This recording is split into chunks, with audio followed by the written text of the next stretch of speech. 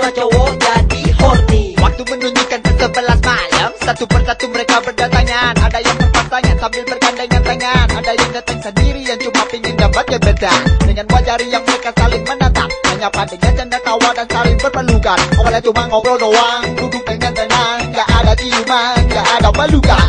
Kiss me girl, I wanna talk to you. Oh boss, I'm not the good.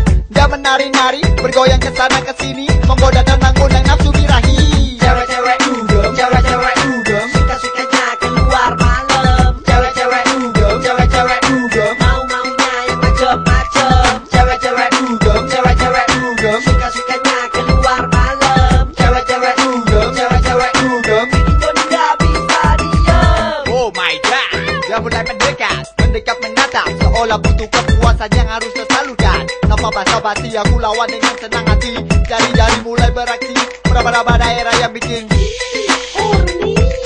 bangsat sama aja, gak ada bedanya, malah jadi bacaan, pikiranku jadi gak karuan, ngeliat dia yang paling santai. Wele-wele-wele, Gak taunya dia pakai topeng, nutupin dirinya yang bopeng, aku cuma bisa geleng-geleng, kayak sapi terkalung sambil lonceng. menari-nari dia happy-happy, rokok di tangan kiri sambil minum Bacardi. Seakan tak peduli apa yang terjadi, karena dia sekarang lagi